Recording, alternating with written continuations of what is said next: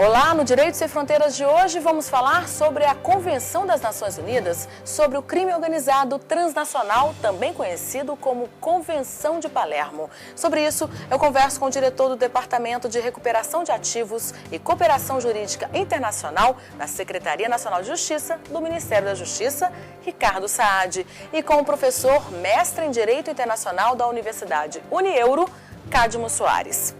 A Convenção de Palermo deu respaldo a muitos países para travarem uma luta árdua contra o crime organizado. No Brasil, casos emblemáticos marcaram a atuação do governo e do judiciário brasileiro. Confira na reportagem. A lavagem de dinheiro é um crime transnacional e chega a movimentar até US$ 1,5 trilhão de dólares por ano. Para tornar legítimo o capital obtido de forma ilegal, o dinheiro percorre o sistema financeiro e econômico dos países, comprometendo a ordem e a segurança do próprio sistema. No Brasil, a Lei de Combate à Lavagem de Dinheiro surgiu em 1998. Em 2000, foi criada a Convenção de Palermo, numa Assembleia da ONU em Nova York, contra os crimes organizados transnacionais. A partir daí, os países se uniram para manter uma rede de cooperação de informações financeiras. Em 2009, ele foi denunciado pelo Ministério Público Federal e teve 46 milhões de reais bloqueados em bancos do Reino Unido. Outro caso que teve grande repercussão foi o do banqueiro Salvatore Cacciola, quando veio à tona um prejuízo bilionário aos cofres públicos do Brasil em uma operação ilícita envolvendo o Banco Central. Ele foi condenado por crime contra o sistema financeiro. Em abril deste ano, Salvatore Cacciola recebeu o perdão judicial. Bom, quais as mudanças nós podemos apontar no Brasil após a ratificação da Convenção de Palermo em 2004? O Brasil ele é signatário da Convenção de Palermo e já ratificou, né?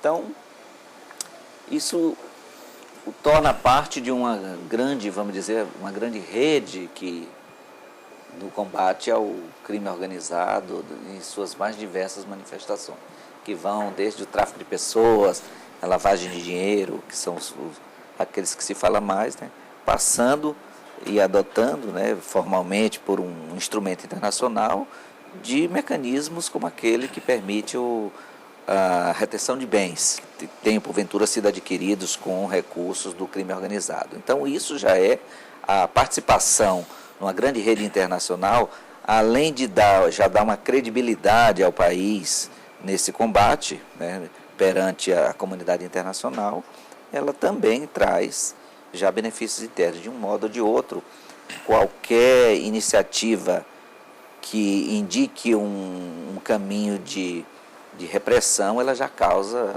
vamos dizer, no mínimo, um intimidamento ou uma cautela maior por parte de quem promove o ilícito.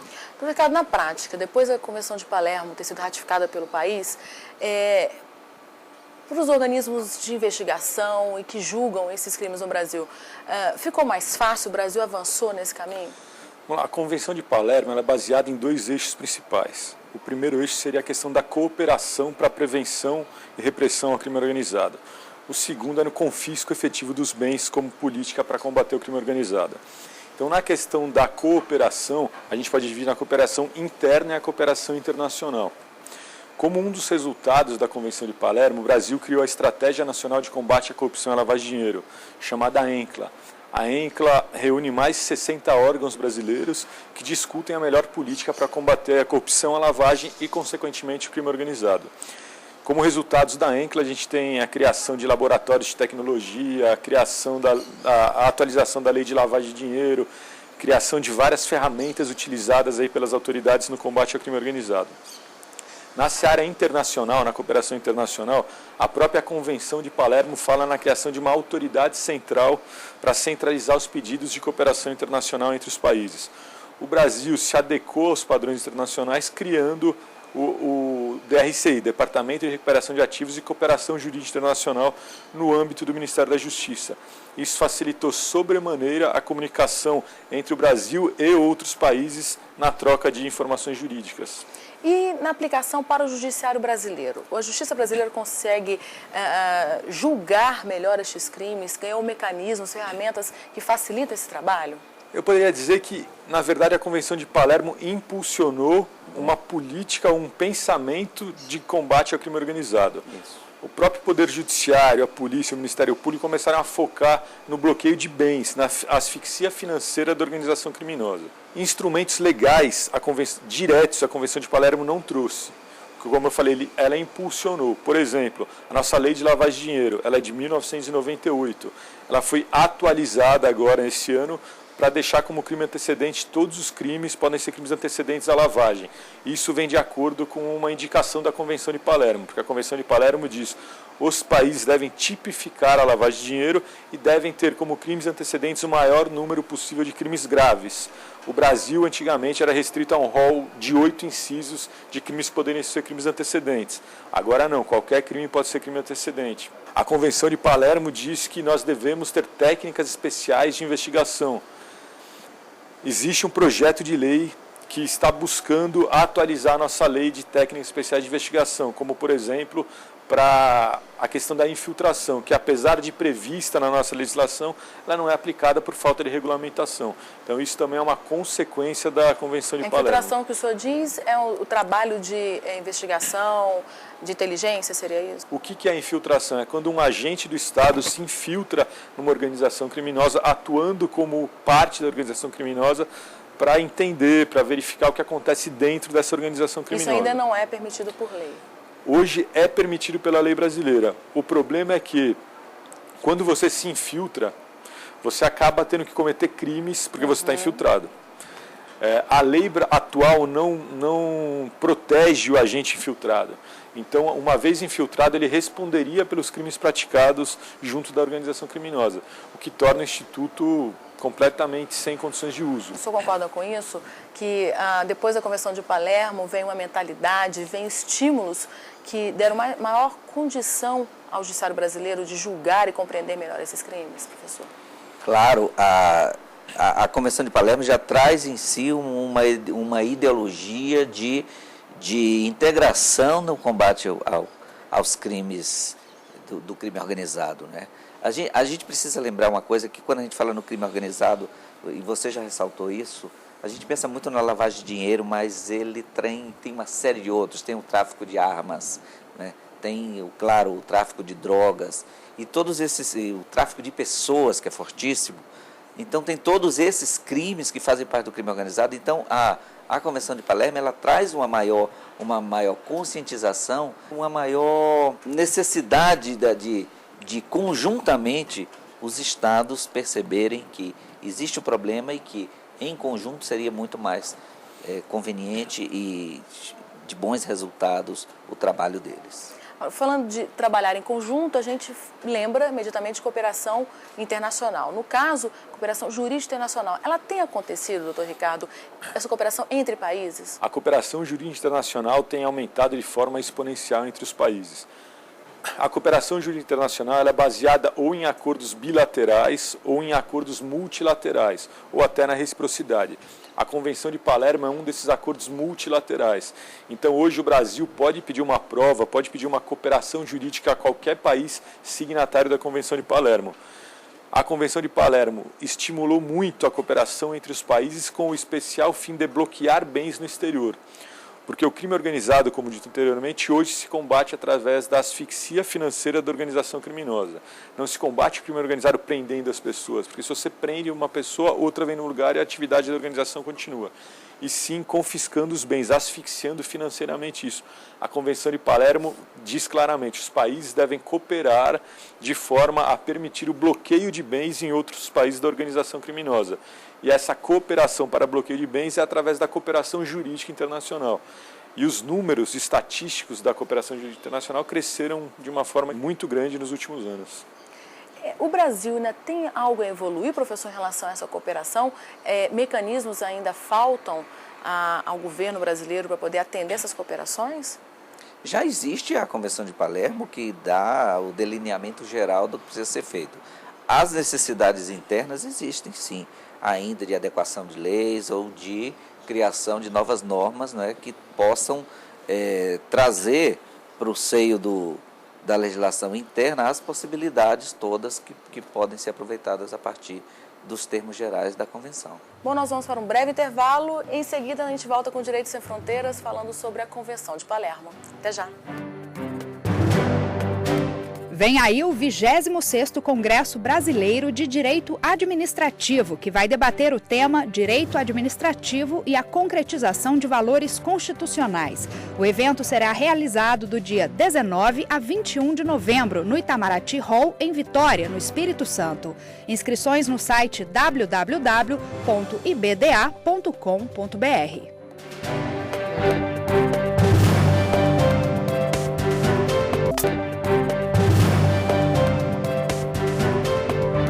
Direito Sem Fronteiras está de volta e hoje uma conversa sobre a Convenção das Nações Unidas sobre Crime Organizado Transnacional, também conhecida como a Convenção de Palermo. E eu converso com o diretor do Departamento de Recuperação de Ativos e Cooperação Jurídica Internacional do Ministério da Justiça, Ricardo Saad, e com o professor e mestre em Direito Internacional, Cadmo Soares.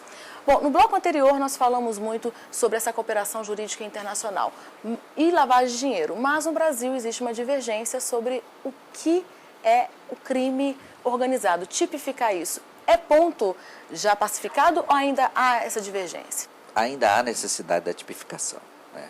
A Convenção ela estabelece que os países eles devem tipificar o crime e devem tornar essa tipificação a mais ampla possível, de modo que qualquer atividade ilícita que tenha esse caráter transnacional e organizado, ele possa ser enquadrado no tipo, né? O Brasil ainda não fez isso, mas estamos trabalhando, né, no sentido de que se chegue lá também. Existe já no Congresso e no âmbito do governo trabalho para se tipificar o que é crime organizado no Brasil, doutor? Sim, já existe um projeto de lei para a tipificação do crime organizado. E isso hoje, para a polícia, para o Ministério Público, para o Poder Judiciário, é um problema não haver a tipificação. A própria lavagem de dinheiro tinha como um dos crimes antecedentes aqueles praticados por organização criminosa. Só que o que é um crime praticado por organização criminosa de acordo com a lei brasileira? Não há definição. Então, o que acontece? Os juízes tinham decisões diferentes. Alguns entendiam que a tipificação era dada pela própria Convenção de Palermo, porque a Convenção de Palermo traz uma definição. Essa definição, alguns entendiam que seria a tipificação, outros diziam que não havia tipificação. Essa questão foi levada ao Supremo Tribunal Federal, o qual definiu que a Convenção de Palermo não pode ser utilizada para tipificar a organização criminosa. A fim de solucionar esse problema, o governo e o Congresso têm trabalhado no texto de lei que, além de melhorar as técnicas especiais de investigação, também define o que é uma organização criminosa. Quer dizer, para a atuação na prática do combate desses crimes, o Brasil ainda tem algumas coisas que precisa evoluir. Nós falamos no bloco anterior a questão de dar condições e legitimidade do trabalho efetivo da polícia, agora definir o que é crime organizado. Os senhores acreditam que a médio ou curto prazo o Brasil consiga evoluir e se equiparar a outros países, professor? Sim, é necessário que aconteça. Então é imperioso que aconteça. O crime organizado, cada vez, ele evolui, né? E quando a gente fala que o crime evolui, naturalmente, para a sociedade significa que ficam piores ou ficam mais sérios. Então é uma exigência natural que aconteça. O caminho é que aconteça. A ansiedade da população é muito grande em relação ao combate e à punição destes crimes. Doutor Ricardo, o senhor que está na linha de frente desse combate, o senhor acha que o Brasil caminha numa velocidade aceitável ou ainda tem que agir com mais rapidez nessa melhoria dessas ferramentas para o trabalho? Em relação às ferramentas ao combate ao crime organizado, eu acho que o Brasil está numa velocidade razoável. O que falta é definição de organização criminosa, o que falta é melhorar as técnicas especiais de investigação que são utilizadas pelas autoridades. O que falta também é uma melhor claridade em relação à questão da alienação antecipada de bens, porque o combate ao crime organizado através do confisco de bens gera um problema para o Estado também. Por quê? Porque esses bens ficam sob a administração do Estado enquanto o processo não chega ao fim. E atualmente, como o processo tem demorado muito, esses bens até apodrecem, alguns deles, nos depósitos. Então isso agora está se caminhando positivamente com a previsão da alienação antecipada. Gostaria somente de dizer que o Brasil avançaria muito, mas muito no combate ao crime organizado, se criasse uma lei que definisse um prazo razoável para o início e término de um processo penal. O que ocorre atualmente é que, nos casos de grande repercussão, de grande complexidade, não há um julgamento final pela justiça brasileira em menos de 10, 15 anos, o que é inaceitável. Eu entendo que o prazo razoável deveria ser até 5 anos, até para ter uma decisão final do processo.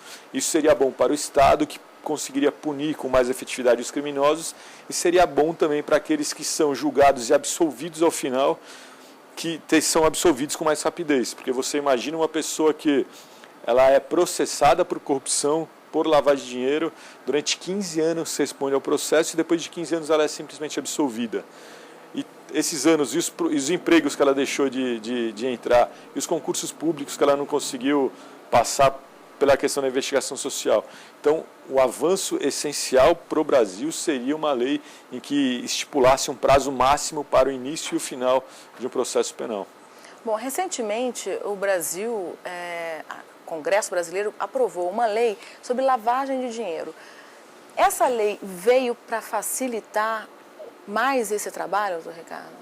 Não, sem dúvida nenhuma, por alguns motivos. O primeiro motivo, como dito anteriormente, é que acabou com o rol de crimes antecedentes. Hoje, qualquer infração penal pode ser antecedente à lavagem de dinheiro. Só para explicar, o que é a lavagem de dinheiro? É o processo pelo qual o criminoso tenta dar aparência lícita a um ativo de origem ilícita, ou seja, é tentar utilizar os recursos produto do crime anterior sem chamar a atenção das autoridades. Então, primeiro avanço da lei da lavagem, fim do rol de crimes antecedentes. Segundo avanço da lei da lavagem, aumento do rol de pessoas obrigadas. O que são as pessoas obrigadas? Como a lavagem é um crime razoavelmente complexo, a lei de lavagem criou um mecanismo pelo qual o setor privado ajuda o setor público no combate à lavagem. Como que ele ajuda o setor público? Tendo essas pessoas obrigadas a comunicar algumas operações, como por exemplo, todas as transações suspeitas na atividade bancária, os bancos devem comunicar ao COAF. Todas as atividades suspeitas na compra e venda de um imóvel devem ser comunicado ao COAF. Existe um rol taxativo de pessoas obrigadas. Esse rol foi ampliado com a atualização da lei de lavagem. Então, por exemplo, agentes de jogadores de futebol, que antes não tinham a menor obrigação de comunicar operações suspeitas, hoje são obrigados. Bom, nós tocamos no tema que é o COAF, que é um instrumento bem atuante no Brasil. Antes de a gente voltar a falar, vou chamar aqui um VT para a gente entender como funciona o COAF. O COAF, Conselho Administrativo Financeiro, vinculado ao Ministério da Fazenda, foi criado em 1998 com o objetivo de prevenir a utilização dos setores econômicos para lavagem de dinheiro e financiamento do terrorismo. Os bancos são obrigados a comunicar o Conselho quando houver transações financeiras acima de R$100 mil. O COAF também mantém intercâmbio de cooperação e informações com instituições internacionais de combate à lavagem de dinheiro, como o GAF, criado pelos países do G7 com sede em Paris, o GAF-Sud, Grupo Regional da América do Sul, e o Grupo de Egmont, que reúne 105 países com unidades de inteligência financeira. Bom, como nós vimos, o COAF tem uma atuação já de vários anos e vem aperfeiçoando. É um mecanismo importante hoje? É quase que uma ferramenta já incluída nas investigações policiais, doutor Ricardo? A atuação do COAF hoje é de suma importância no combate ao crime organizado. Como o VT colocou, o COAF recebe comunicação de operações suspeitas. Então, como eu falei antes, existem algumas pessoas obrigadas, imobiliárias, bancos, corretoras, agentes de futebol, consultoria, que qualquer operação suspeita deve comunicar ao COAF. O que o COAF faz? Ele recebe essa comunicação de operação suspeita, cruza com outros dados e verifica se efetivamente tem indícios de crime. Havendo indício de crime, ele informa a polícia e o Ministério Público para que atue naquela situação prática. Então, situações que jamais seriam de conhecimento da polícia e do Ministério Público só chegam ao conhecimento das instituições através do COAF. Por exemplo, como eu coloquei antes, o depósito de R$500 mil em espécie e o saque no dia seguinte. Se o banco não fosse obrigado a comunicar ao COAF e o COAF não comunicasse à Polícia e ao Ministério Público, jamais as instituições saberiam sobre isso. Transações internacionais também, né? Transferências bancárias de bancos internacionais? Também. O COAF é a nossa unidade de inteligência financeira. Assim como o Brasil tem o COAF, outros países têm unidades de inteligência financeiras deles, os COAFs deles. Nos Estados Unidos, por exemplo, se chama FinCEN. Então, as pessoas obrigadas comunicam ao COAF no Brasil, as pessoas obrigadas nos Estados Unidos comunicam o FinCEN nos Estados Unidos e o COAF e o FinCEN trocam informações através de um grupo seguro que é o grupo de Egmont. Então nós podemos ter informação de transações ocorridas no exterior através do COAF, que consegue essas informações através do grupo de Egmont. Nós estamos falando muito de lavar dinheiro e no Brasil as pessoas, o senso comum é já ligar lavar dinheiro a crime de corrupção, crimes envolvendo organismos públicos, né? Mas lavar dinheiro também é um crime consequente de outros tipos de crimes que acontecem no Brasil. Tráfico de drogas é uma fonte poderosa de crimes que geram a lavagem de dinheiro no Brasil hoje, professor? Sim, tráfico de drogas, tráfico de armas, né? E como se tem ressaltado muito ultimamente, o tráfico de pessoas também, né? A transferência ilegal de pessoas entre um Estado soberano e outro, de trabalhadores lícitos ou não, né? Muito mais ilícitos do que lícitos. Então, todas essas manifestações criminosas, elas fazem parte e elas podem sim implicar em lavagem de dinheiro. Nisso, como bem ressaltou o doutor Ricardo, o nosso conglomerado de organizações que lidam no mercado financeiro também, elas colaboram bastante. Para você ter uma ideia, até as operações de comércio exterior também, elas são verificadas, monitoradas e tal. Então não é simplesmente, como pode parecer à primeira vista, alguém comunicar um depósito ou uma aquisição, mas operações que seriam normalmente processadas somente entre instituições financeiras, como as de comércio exterior, elas também são verificadas para que se tenha uma certeza de que não está fazendo parte de atividade do crime organizado. A questão do tráfico de drogas, nesse tema se chama a atenção ainda mais da participação de criminosos, organizações criminosas de outros países. A droga, em sua grande parte, até onde nós temos conhecimento, geralmente vem de outros países. Nesse sentido, a cooperação jurídica internacional também tem funcionado a contento, doutor Ricardo? Sem dúvida. Assim, só voltando um pouquinho na questão anterior. Na prática, o que tem se verificado nos processos criminais e nos pedidos de cooperação, que a lavagem de dinheiro é oriunda principalmente de 3 crimes: da corrupção, do tráfico de drogas e dos crimes financeiros. Então, geralmente, esses 3 crimes são aqueles que geram o processo de lavagem, apesar de todos os outros poderem, como muito bem colocou o professor, que está em moda hoje em dia, a questão do tráfico de pessoas. Em relação ao tráfico de drogas, é uma das maiores preocupações das autoridades brasileiras o combate ao tráfico de drogas. Então existe muita cooperação da inteligência entre as polícias do Brasil e de outros países, existe muita cooperação jurídica internacional para combater o tráfico de drogas. E sem a menor sombra de dúvida, essa cooperação gerada ou em inteligência ou jurídica, qual que é a diferença basicamente? De inteligência você pega informações que você utiliza para fazer uma apreensão, alguma coisa. A cooperação jurídica é quando você obtém documentos que vão ser usados num processo criminal. Então, tanto a cooperação jurídica quanto a cooperação de inteligência hoje têm sido extremamente importantes ao combate ao tráfico de drogas, à lavagem de dinheiro, à corrupção e a todos os outros crimes. Bom, agradeço aos senhores a presença aqui no Direito Sem Fronteiras, que hoje falou sobre a Convenção de Palermo e crimes muito comuns e muito falados no nosso país, que é a lavagem de dinheiro, que está sendo combatido pelo Ministério da Justiça. E eu falei com o diretor do Departamento de Recuperação de Ativos e Cooperação Jurídica Internacional da Secretaria Nacional de Justiça do Ministério da Justiça, Ricardo Saad, e com o professor e mestre em Direito Internacional, Cadmo Soares. Agradeço a você também que nos acompanhou nessa edição. Até a semana que vem. Até lá.